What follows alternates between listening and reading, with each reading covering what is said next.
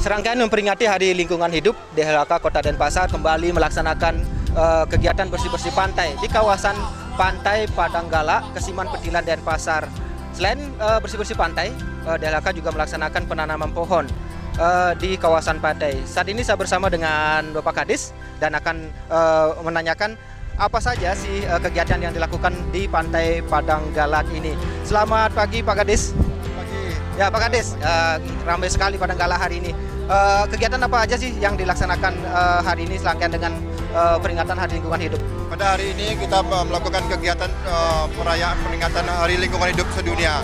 Kita melibatkan masyarakat dari anak SD, masyarakat dan desa adat dan OPD-OPD di Kota Denpasar kita libatkan.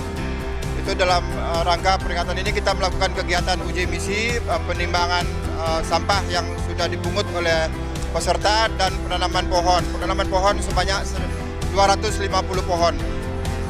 Pak, mungkin ada sedikit himbauan atau harapan terkait dengan Hari Lingkungan Hidup kita ini? Kita harapkan masyarakat melakukan suatu langkah nyata terhadap lingkungan hidup, terutama untuk melakukan aksi nyata melakukan pemilahan sampah di tingkat rumah tangga. Terima kasih Pak Kadis.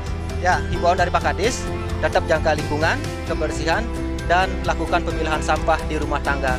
Dari Padanggala Denpasar, Ari Remaja melaporkan.